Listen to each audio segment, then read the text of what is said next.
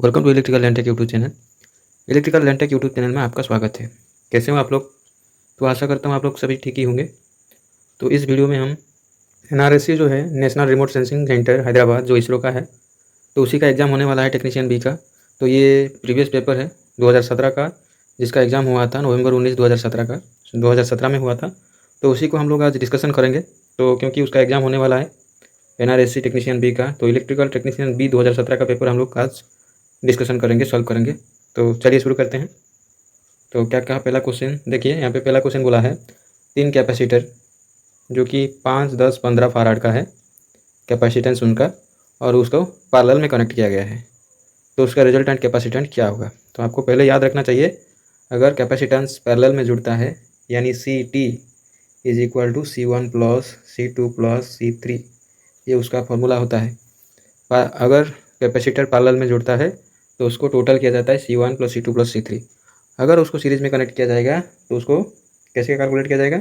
1/CT is equal to 1/C1 plus 1/C2 plus 1/C3, ऐसे रहेगा।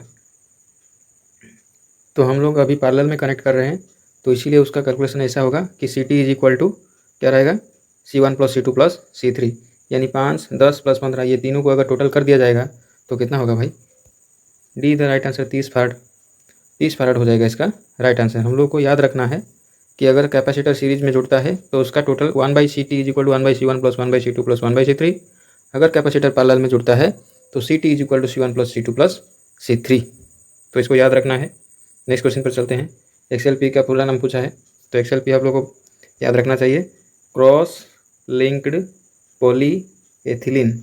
X for cross, L for link, P for poly, E for ethylene. यानी कौन सा सही answer हो जाएगा इसका?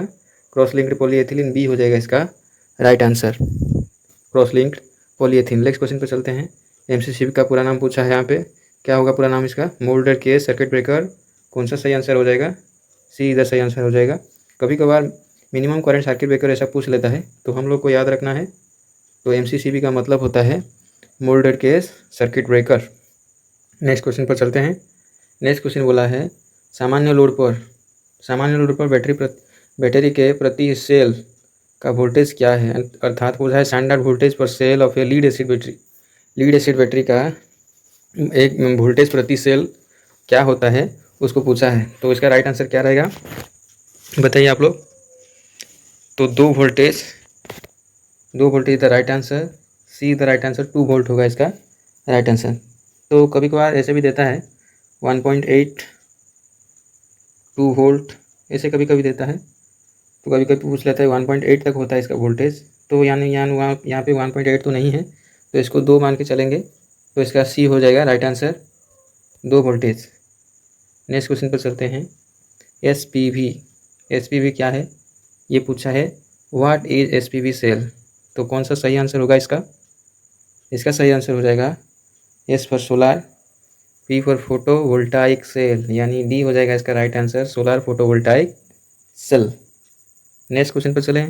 नेक्स्ट क्वेश्चन बोला है instrument used to measure current without breaking the circuit. इतना सिंपल क्वेश्चन, देखिए बहुत सिंपल क्वेश्चन पूछा है।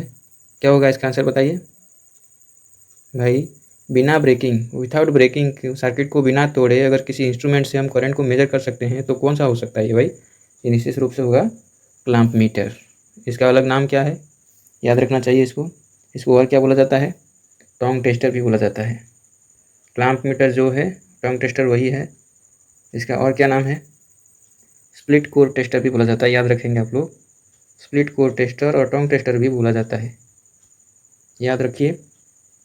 स्प्लिट कोर टेस्टर और टोंग टेस्टर, जिसका नाम क्लैंप मीटर भी बोला जाता है, अर्थात जो करंट को मेजर करता है सर्किट को बिना तोड़े।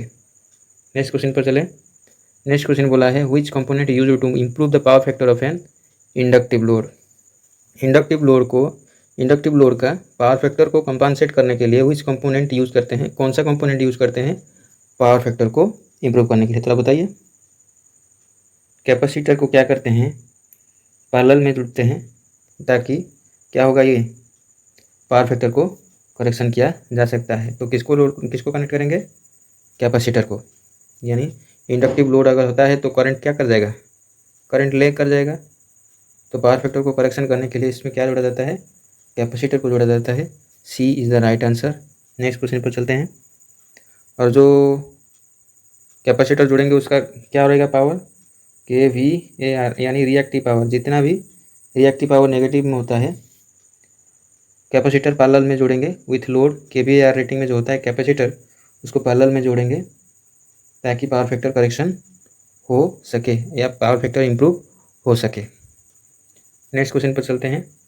रिएक्टिव पावर किस में डिनोट किया जाता है, रिएक्टिव पावर किस में डिनोट किया जाता है बताइए। रिएक्टिव पावर के वी ए आर में डिनोट किया जाता है, के वी ए आर, ये रिएक्टिव पावर। बाकी ट्रू पावर किस में, एक्टिव पावर किस में डिनोट जाता है, डिनोट किया जाता है एक्टिव पावर किलोवाट में। अपरेंट पावर किस में डिनोट किया जाता है, के वी ए में। याद रखेंगे हम लोग एक एक साथ में 4 क्वेश्चन को हम लोग कवर करेंगे। के वी ए आर ये रिएक्टिव पावर दर्शाता है, किलोवाट ये एक्टिव पावर दर्शाता है, के वी ए ये अपरेंट पावर दिखाता है। बाकी के डब्ल्यू एच जो है ये क्या दिखाता है, यूनिट, यानी जो एनर्जी मीटर का यूनिट जो होता है वो के डब्ल्यू एच में मेजर किया जाता है। तो हो गया क्लियर। नेक्स्ट क्वेश्चन पर चले। नेक्स्ट क्वेश्चन बोला गया है what is used in circuit to prevent electric shock. Electric shock से बचने के लिए कौन सा इंस्ट्रूमेंट कौन सा यूज़ करते हैं, MCB, air tester, MCCB, RCCB. ये देखिए ये ज़्यादातर शॉर्ट सर्किट प्रोटेक्शन के लिए, ओवर करंट प्रोटेक्शन के लिए जो एमसीबी एमसीसीबी है। तो अगर इसको इलेक्ट्रिक शॉक से प्रोटेक्शन देना है तो ज़्यादातर हम लोग यूज़ करेंगे डी, यानी RCCB is the right answer. याद रखेंगे, नाउ इनका डी हो जाएगा। आरसीसीबी का पूरा नाम क्या है बता सकते हैं आप लोग, याद रखिए, R for residual current circuit breaker. RCCB का पूरा नाम residual current circuit breaker. Next question पर चलें। नेक्स्ट क्वेश्चन बोला है 1 यूनिट इलेक्ट्रिकल एनर्जी कितना होता है। अभी मैं बोल के आया हूँ 1 यूनिट यानी क्या होगा इसका, 1 किलोवाट का लोड अगर 1 घंटा तक चलता है उसको बोला जाता है 1 यूनिट। याद रखिए आप लोग, 1 किलोवाट अगर 1 घंटा तक चलता है तो उसको 1 यूनिट बोला जाता है, यानी डी हो जाएगा इसका राइट आंसर। 1 के डब्ल्यू एच 10 का डी हो जाएगा इसका राइट आंसर। इसको लिखा कैसे होता है, के स्मॉल में, के स्मॉल में लिखा होगा, डब्ल्यू कैपिटल में लिखा होगा और एच स्मॉल में लिखा होगा, K W H, kilo watt hour. Next question बोला है अगर 3 colour code the colour code of 56 kilo ohm. 56 kilo ohm मतलब क्या है, 56000 इतना ओम, यानी पहला 5 हो गया। 5 किस में आएगा आप लोग को याद रखना पड़ेगा, कलर कोड को क्या है ना, B B Roy, B B Roy, G B भी जी डब्ल्यू। ये कोड को आप लोग को याद रखना है। 0 1 2 3 4 5, यानी जी होगा ग्रीन, 5 में है ना, 0 बी फॉर 0, ये 1 ये 2 ये 3 ये 4 और जी हो जाएगा 5, यानी जी किस में है देखिए, ग्रीन हो जाएगा किस में, सी इज़ द राइट आंसर। पहला क्वेश्चन को हम लोग देख लेंगे तो सी हो जाएगा, इसमें ग्रीन कोई किसी दूसरे ऑप्शन में नहीं है तो सीधा हम सी पे जाएंगे तो सी हो जाएगा इसका right answer. Green blue orange हो जाएगा इसका राइट आंसर। तो आप लोगों को याद रख लेना है कलर कोड को, कैपेसिटी सॉरी हमारा राजी रेजिस्टेंस का जो कलर कोड है उसको याद रख लेना है, क्योंकि ये बार बार पूछा जाता है, जितना भी टेक्निकल एग्जाम है उसी में बार बार पूछा जाता है। अभी फिलहाल जो SC/ST का SDSC जो सतीश धावन स्पेस सेंटर का हुआ था एग्जाम, उसी में भी पूछा गया था, तो उसको याद रख लेना है। तो नेक्स्ट क्वेश्चन पर चले।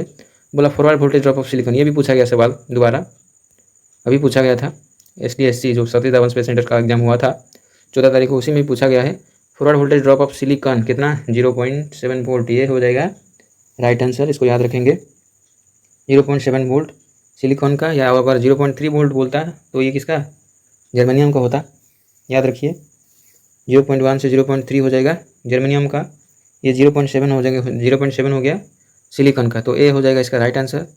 नेक्स्ट क्वेश्चन पूछा है इन्हें RC सर्किट, सी दिया है 1 माइक्रोफारड और आर दिया हुआ है 1 किलो ओम। तो पूछा है टाइम कांस्टेंट, क्या पूछा है, टाइम कांस्टेंट। तो बताइए टाइम कांस्टेंट यानी टी इज इक्वल टू क्या होगा, टी इज इक्वल टू होगा आर इंटू सी। आर कितना दिया हुआ है, आर दिया हुआ है कितना, 1 ओम, 1 किलो ओम यानी 10⁻³ इंटू 1 माइक्रोफारड यानी 10⁻⁻6, 1 इंटू 10⁻⁻6। यहाँ पे 3 है, यहाँ पे -6 है, तो 3 से 6 जाएगा -6, तो कितना रहेगा भाई, -3, यानी 10⁻⁻3। 1/1000, 1/1000 का मतलब क्या है बताइए, 1 मिली सेकेंड होगा इसका राइट आंसर, सी हो जाएगा इसका right answer.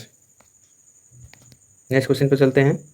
The circuit element which resist changes in current through it by action of magnetic field. अगर सर्किट में जो रेजिस्ट कर जाता है चेंजेस को, करंट का चेंजेस को, अगर इसमें क्या throw it by an action of magnetic field, अगर मैग्नेटिक फील्ड के द्वारा कुछ चेंजेस होता है तो वो रेजिस्ट कर लेता है सर्किट, किसकी वजह से? बताइए कौन सा इसका सही आंसर होगा? सी इज द राइट आंसर, यानी inductor. The circuit element which resist changes in current, अगर स्विच लगाते हैं ना हम लोग, स्टार्टिंग में क्या होता है, वो स्पार्क देता है, तो किसकी वजह से वो होता है? इंडक्टर की वजह से होता है। इसको याद रखेंगे हम लोग। इसमें पूछा है करंट रेजिस्ट कर जाता है, तो ये इंडक्टर रेजिस्ट कर जाता है। अगर इसको पूछता वोल्टेज कौन सा रेजिस्ट करता है, resist changes in current throw, ये वोल्टेज थ्रो पूछता तो कौन सा आंसर होता? कैपेसिटर होता। अभी पूछा है circuit element which resist changes in current, तो करंट को चेंजेस को रेजिस्ट करता है तो इंडक्टर करता है, वोल्टेज चेंजेस को रेजिस्ट करता है तो कैपेसिटर करता है होता। तो अभी सी हो जाएगा राइट आंसर 14 का। तो नेक्स्ट क्वेश्चन पर चलते हैं। नेक्स्ट क्वेश्चन बोला क्या है, देखिए 1000 ओम का एक रजिस्टर है, 20 वोल्टेज इसका टर्मिनल वोल्टेज है, तो इसका पावर रेटिंग क्या है? क्या रहेगा इसका पावर रेटिंग बताइए। कुछ फॉर्मूला पता है आपको? P इज इक्वल टू क्या है, B square by R. P is equal to B square by R, यानी 20 का स्क्वायर होगा बाई आर यानी 1000। तो 20 का स्क्वायर हो गया 400, 400 बाई 1000 कितना होगा? 2 को 2 गया, 4 बाई 10 यानी 0.4, 0.4, 0.4 यानी कि कितना? कौन सा होगा इसका राइट आंसर? इसमें थोड़ा गलती हो गया है, ये 1000 ओम नहीं है 100 ओम है, तो सही कर लेते हैं पहले। तो क्या दिया है, फार्मूला हो गया B square by R, P is equal to B square by R. B यानी 20, 20 का स्क्वायर करेंगे तो कितना आएगा 400, और आर दिया हुआ है 100, तो 400 को 100 से डिवाइड देने से उतना आएगा 4 आएगा इसका राइट आंसर, यानी डी हो जाएगा इसका right answer. B square by P 400 by 100 यानी 4 वाट हो जाएगा right answer D. Next question पर चलते हैं। Smallest regions in BJT is, BJT में स्मॉलेस्ट रीजन कौन सा है बताइए आप लोग। सबसे स्मॉलेस्ट रीजन बीजेटी में होता है बेस, यानी ए हो जाएगा इसका राइट आंसर। अगर पूछता भौतिक रूप से बड़ा है तो इसका आंसर कौन सा होता? एमीटर। अगर पूछता डोपिंग, सबसे ज़्यादा डोपिंग किसका किया जाता है? सबसे ज़्यादा डोपिंग, सबसे अधिक डोपिंग किया गया है कलेक्टर। सबसे पतला, ये सबसे स्मॉलेस्ट रीजन इसका पतला डोपिंग किया गया है, तो हो गया बेस। तो याद रखेंगे हम लोग, तो स्मॉलेस्ट रीजन कौन सा हो गया? बेस हो जाएगा इसका स्मॉलेस्ट रीजन। नेक्स्ट क्वेश्चन पर चले। नेक्स्ट क्वेश्चन क्या बोला? नेक्स्ट क्वेश्चन बोला है 55 का स्क्वायर माइनस 45 का स्क्वायर, इसका आंसर क्या रहेगा? तो आप लोग कैलकुलेशन कर दीजिएगा। 55 का स्क्वायर क्या रहेगा? ये 25, 530, ये रहा 25, 4 पंचा 20, इतने में से माइनस कर देंगे तो उत्तर आ जाएगा। तो आप करके देख लीजिएगा इसको एक बार। 30 में से 20 जाएगा तो करीब आएगा 101,000, यानी 1000 हो जाएगा इसका राइट आंसर। डी हो जाएगा इसका राइट आंसर। आप लोग चेक कर लीजिएगा एक बार, क्योंकि इसका स्क्वायर होता है 55 का 530 25, और 45 का हो जाएगा 20 25। अगर हम लोग इसको माइनस करेंगे तो कितना आएगा भाई? ये 1000 ही आएगा, देख लीजिएगा एक बार। 3025 में से 2025 जाएगा तो 1000 ही इसका आंसर आ जाएगा। तो डी हो जाएगा इसका राइट आंसर। नेक्स्ट क्वेश्चन पर चले। नेक्स्ट क्वेश्चन क्या बोला है? नेक्स्ट क्वेश्चन बोला है डीसी मशीन का एफिशिएंसी मैक्सिमम का बताइए। बहुत रिपीटेडली क्वेश्चन है, इसको याद रखना ही पड़ेगा। याद रखिए आप लोग, जब कांस्टेंट लॉस वेरिएबल लॉस समान हो जाता है तभी एफिशिएंसी दिखाता है, याद रखिएगा इसको। अर्थात बी हो जाएगा इसका राइट आंसर।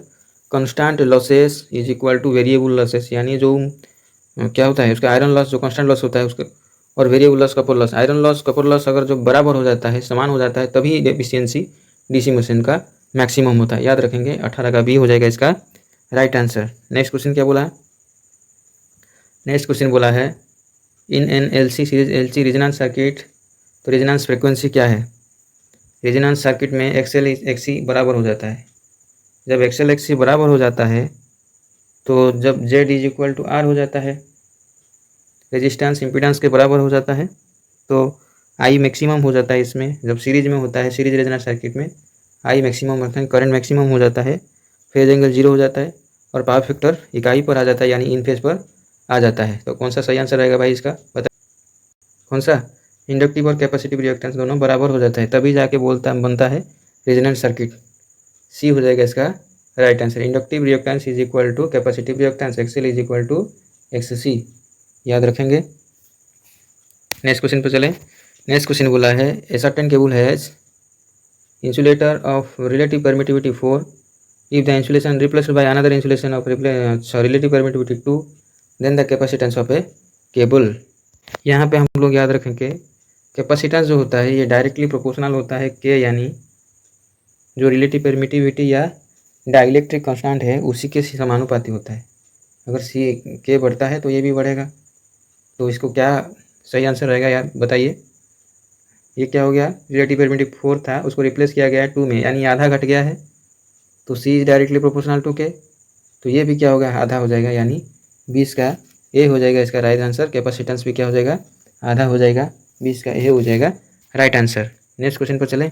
नेक्स्ट क्वेश्चन बोला है सिंबल ऑफ कंडक्टेंस। भाई ये याद रखने वाला सवाल, तो ये हो जाएगा ए इज द राइट आंसर। ये हो जाएगा मोह, MHO कंडक्टेंस का सिंबल। सी किसका, कैपेसिटेंस का। ये जो हो गया ओम का, और इम्पीडेंस का, रेजिस्टेंस का, सबका है ऐसा ओम। बाकी एफ जो फैराड का होता है, यानी तो फैराड एफ या यानी फैराड को दर्शाता है। सी कैपेसिटेंस को दर्शाता है। ये जो सी ऑप्शन में है ये ओम का सिंबल हो गया है, और बाकी पहला वाला जो है ये मो का सिंबल है। 21 का ए को मानते हैं हम लोग।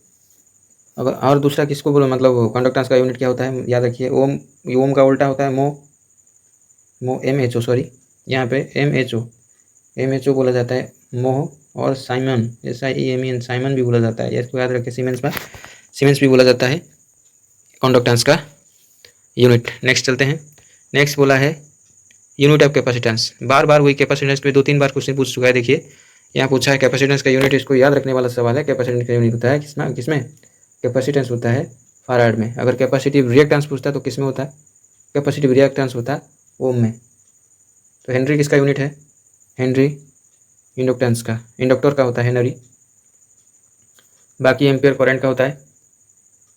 नेक्स्ट क्वेश्चन पर चलते हैं। Secondary winding of a distribution transformer is connected to. Secondary winding किस में कनेक्टेड होता है, डिस्ट्रीब्यूशन ट्रांसफार्मर का। Distribution transformer star to delta होता है, याद रखिएगा। 11 के भी साइड तो डेल्टा होता है डिस्ट्रीब्यूशन ट्रांसफार्मर में। बाकी जो प्राइमरी साइड होता है वो स्टार में कनेक्टेड होता है, क्योंकि उसको न्यूट्रल देना पड़ता है। तो स्टार कनेक्टेड होता है, प्राइमरी होता है डेल्टा, सेकेंडरी होता है स्टार, याद रखिएगा। तो इसका राइट आंसर क्या रहेगा, बी हो जाएगा इसका राइट आंसर, यानी स्टार हो जाएगा इसका राइट आंसर। नेक्स्ट क्वेश्चन पर चले। तो बी हो गया, star is the right answer. Next question बोला है प्रॉपर्टी ऑफ कंडक्टर। कंडक्टर का प्रॉपर्टी क्या है, गुण क्या है। ऑफर जीरो रेजिस्टेंस, बिल्कुल है। और क्या बोला है, medium resistance. Offer medium resistance नहीं, ऑफर हाई रेजिस्टेंस नहीं, कॉम्पिटेटिवली ब्लॉक द करंट नहीं भाई। तो राइट आंसर हो जाएगा ए, 24 का ए हो जाएगा राइट आंसर। जब जीरो रेजिस्टेंस ऑफर करता है तो उसको कंडक्टर बोला जाता है। तो गुड कंडक्टर कौन सा है, सबसे ज़्यादा अच्छा कंडक्टर है सिल्वर को माना जाता है, याद रखिएगा। सबसे ज़्यादा कंडक्टिविटी सिल्वर का होता है। और एक बात बता दूं, ये जो स्टार वाला दिया हुआ है ना, स्टार में न्यूट्रल पॉइंट मिल जाता है तो उसका फ़ायदा क्या होता है, न्यूट्रल पॉइंट को ग्राउंड किया जाता है। और लाइन वोल्टेज फेज वोल्टेज में के बारे में आपको तो पता ही होगा, अगर नहीं पता है तो इसके लिए एक अलग वीडियो हम लोग बना देंगे। तो याद रखिएगा डिस्ट्रीब्यूशन ट्रांसफार्मर में सेकेंडरी वाइंडिंग स्टार में कनेक्टेड होता है। नेक्स्ट क्वेश्चन पर चलें। प्रॉपर्टी ऑफ कंडक्टर याद रहा, प्रॉपर्टी ऑफ कंडक्टर का राइट आंसर ए, यानी वो नियर आसपास जीरो रेजिस्टेंस ऑफर करता है करंट फ्लो होने के लिए। नेक्स्ट बोला है फॉर्मूला ऑफ रेजिस्टेंस। रेजिस्टेंस का फॉर्मूला क्या है भाई, याद रखिएगा। रेजिस्टेंस का फॉर्मूला होता है R is directly proportional to rho. ये होता है स्पेसिफिक रेजिस्टेंस, लेंथ यानी length of material by area of material. तो ये कौन सा फॉर्मूला किस में है देखिएगा, rho of L by A, B हो जाएगा इसका राइट आंसर। इसको याद रखिए, ये फॉर्मूला है रेजिस्टेंस का। लेंथ के साथ समानुपाती, एरिया के साथ भी क्रमानुपाती होता है रेजिस्टेंस। नेक्स्ट क्वेश्चन क्या पूछा है, नेक्स्ट क्वेश्चन पूछा 4-6-12 ओम का प्रतिरोध, 3 रेजिस्टेंस 4-6-12 जिसको पैरेलल में कनेक्टेड किया गया है। इक्विवेलेंट रेजिस्टेंस क्या होगा, जब कैपेसिटेंस था पैरेलल में जुड़ा होता तो क्या होता, CT = C1 + C2 + C3 करते थे। लेकिन यहाँ पे थोड़ा उल्टा होगा, रेजिस्टेंस के बारे में अगर टोटल करना है पैरेलल में तो उसका राइट आंसर होगा क्या, 1/RT is equal to 1/RT is equal to 1/R1 plus 1/R2 plus 1/R3। तो इसको क्या करेंगे, टोटल करने में क्या होगा, 1/4 प्लस 1/6 प्लस 1/12। इसको टोटल करने में क्या कितना आएगा भाई, तो बताइए। इसका टोटल करने में आएगा कितना, 12 यानी 4 में से डिवाइड करने से 3, 6 में से डिवाइड करने से 2 और 1, 3 2 5 1, 6/12। 1/RT is equal to 6/12। हमको RT चाहिए तो RT को उल्टा देंगे तो क्या होगा, 1/RT था ना, 1/RT इज इक्वल टू 6/12। हमको क्या चाहिए, RT चाहिए, तो RT को पलटाएंगे, 1/RT है, इसको पलटाएंगे तो आंसर क्या रहेगा भाई, 12/6। 12/6 यानी हो जाएगा 2 ओम इज द राइट आंसर। कौन सा, बी हो जाएगा इसका राइट आंसर। 26 का बी हो जाएगा इसका राइट आंसर, 2 ओम हो जाएगा राइट आंसर। नेक्स्ट क्वेश्चन पर चलते हैं। नेक्स्ट क्वेश्चन बोला है 75 वाट 230 वोल्ट, 125 वाट 230 वोल्ट समांतर में जुड़े हैं, उनका पावर फैक्टर 0.8 है, तो कंटिन्यूसली ग्लो कर रहे हैं। तो कैलकुलेट यूनिट कंज्यूम्ड। एक 75 वाट का है, एक 25 का वाट का है, तो टोटल क्या हो गया, 75 एक 125 का एक हो गया, 175 का एक हो गया, तो टोटल कितना वाटेज हो गया, 200 का। 125 प्लस 75 कितना हो गया, 200 वाट का हो गया। कितना घंटा है, सॉरी पावर फैक्टर कितना है, 0.8। उसके बाद बोला है कितना दिन का चलता है, 1 मंथ यानी 30 दिन, हाँ कि नहीं। 0.8 हो गया इसका पावर फैक्टर। सॉरी, और एक बात है, दिन में कितने घंटा चलता है, 8 घंटा चलता है। तो याद रखिएगा, ये जो किलो वाट में दिया हुआ है, वाट में दिया हुआ है, ये तो एक्टिव पावर, इसमें कोई पॉइंट नहीं डालेंगे, पावर फैक्टर को मल्टीप्लाई नहीं करेंगे। तो 200 वाटेज का बॉल 30 दिन तक लगता है, अगर हर रोज़ 8 घंटे जलता है तो कितना होगा भाई, इसको 30×24 240 इंटू 200/1000, क्योंकि यूनिट में भी कन्वर्ट करना है ना। तो कितना होगा भाई, राइट आंसर बताइए तो थोड़ा याद रखिए। 200 इंटू 240, 30×240, तो कितना होगा 48,000/1000 यानी 48 यूनिट होगा इसका राइट आंसर। किस ऑप्शन में है देखिएगा थोड़ा, कौन सा ऑप्शन में है, यानी इसमें ऑप्शन में नहीं है, तो इसको सी मानेंगे, क्योंकि 48 होता है हमारा राइट आंसर।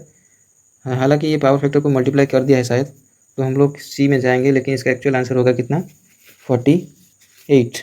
तो नेक्स्ट क्वेश्चन पर चलते हैं। नेक्स्ट क्वेश्चन बोला है 1 kilo calorie is equivalent to 1 kilo calorie कितना, वैल्यू कितना है पूछा है। तो 1 किलो कैलोरी, इसको फंडामेंटल, इसको याद ही रखना है, 4184 होता है, याद रखिएगा। 1 किलो कैलोरी होता है 4184 joules. 1 kilo calorie is equal to 4.18 joule. तो 4.18 जूल या 4184 जूल। 1 कैलोरी में जो होता है ना, किलो कैलोरी नहीं पूछ के अगर 1 कैलोरी पूछता तो कितना होता है, 4.18 जूल होता अगर कैलोरी में पूछता है। यहाँ पे किलो कैलोरी में पूछा है ना, किलो कैलोरी का मतलब हो जाएगा 4184 जूल हो जाएगा इसका राइट आंसर, यानी सी हो जाएगा इसका राइट आंसर। 4.2 मान लेते हैं। तो phase voltage in a delta connection circuit is equivalent to, देखिए क्वेश्चन क्या पूछा, क्वेश्चन बोला फेज वोल्टेज डेल्टा कनेक्शन में, फेज वोल्टेज लाइन वोल्टेज के बराबर होता है, याद रहा। अभी क्या करना है हम लोगों को, डेल्टा में फेज वोल्टेज लाइन वोल्टेज बराबर रहता है, हाँ कि नहीं। तो इसका राइट आंसर कौन सा होगा, डी, क्योंकि डेल्टा में फेज वोल्टेज लाइन वोल्टेज के बराबर होता है भाई। तो phase voltage in delta connection circuit equivalent to line voltage. अगर ये स्टार वाला होता तो क्या होता, स्टार वाला होता तो VL line voltage is equal to √3 phase voltage होता, लेकिन यहाँ पे डेल्टा कनेक्शन पूछा है, तो VL is equal to VP line voltage phase voltage के बराबर है, तो इसका डी हो जाएगा राइट आंसर। ठीक है, नेक्स्ट क्वेश्चन पर चले।